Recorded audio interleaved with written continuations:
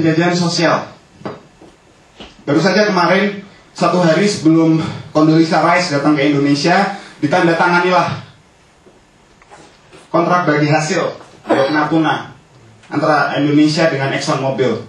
Yang isinya salah satunya disepakati bahwa Exxon diperbolehkan untuk terus mengambil minyak di Indonesia sampai tahun 2036 dengan kuota sampai 10,9 miliar barrel hingga tahun 2036. Sementara kita lihat sendiri, CEO Exxon Mobil sendiri, dia mendapatkan bonus sampai 174 miliar. Sementara kita masih juga harus menanggung cost recovery dari eksplorasi dan eksploitasi minyak itu. Jadi logikanya seperti ini. Misalkan kita punya aset, misalkan Bapak punya aset berupa taksi gitu ya.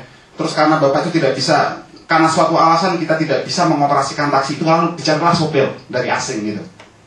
Nah ternyata sopir yang menjalankan usaha dengan taksi kita ini agak ngelunjak.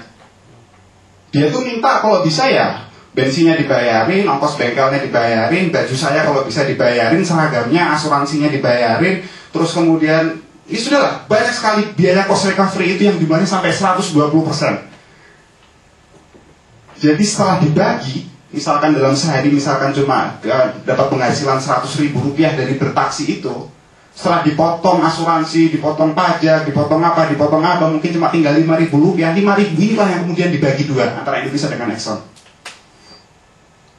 Penghinaan besar buat saya. Sekarang kesenjangan sosial ada di mana-mana. Di Indonesia sendiri sekarang butuh hampir 6 miliar mungkin ya untuk dana pendidikan, untuk perbaikan kesehatan. Sementara di Eropa, biaya untuk konsumsi minuman alkohol sudah mencapai 174 miliar dolar per tahunnya. Biaya untuk makanan anjing di sini sampai sekitar 26 miliar dolar.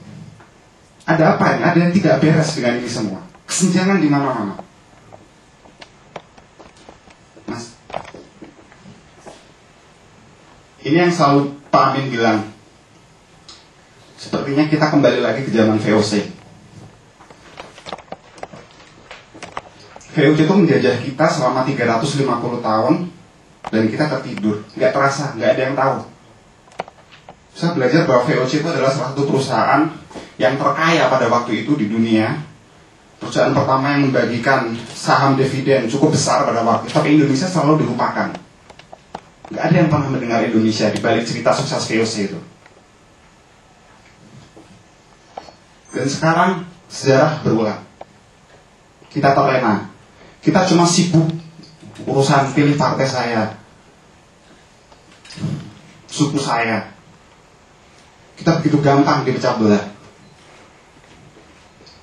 Dan kita juga bisa melihat lahirnya amangkurat baru yang bermental inlander.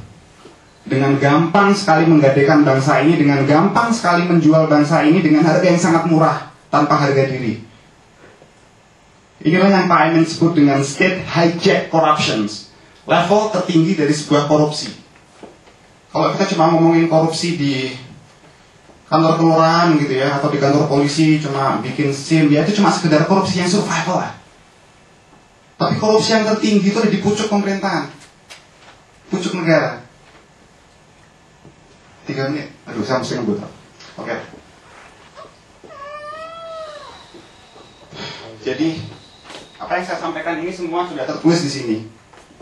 Jadi ini adalah salah satu bentuk ikhtiar terakhir Pak Amin untuk bangsa ini. Termasuk PAN juga adalah salah satu ikhtiar Pak Amin yang belum tertuntaskan. Reformasi, banyak orang yang mengira Pak Amin itu identik dengan mengganti Soeharto. Jadi kalau Soeharto sudah diganti ya sudah, Pak Aminnya selesai, reformasinya sudah tercapai. Belum. Jatuhnya Pak Harto itu bukan tujuan dari reformasi, tapi jatuhnya Pak Harto itu baru awal dari sebuah perjalanan panjang reformasi yang masih harus kita teruskan.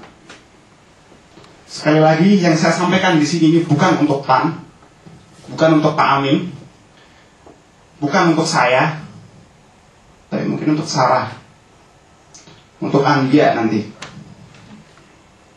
untuk Aina. Pada tahun 2041 ketika kontrak Freeport itu habis, mungkin Pak Amin, Pak Hidayat Nur Wahid, Ibu Megawati, semua sudah ada di alam kubur. Tapi gimana anak-anak saya nanti? Gimana dia nanti ketika mungkin dia sedang menggendong cucunya dan dia melihat sudah tidak ada lagi yang tersisa di negerinya, habis semua. Baik, mungkin itu saja dari saya. Terima kasih atas waktunya. Kita lanjutkan dengan diskusi. Terima kasih.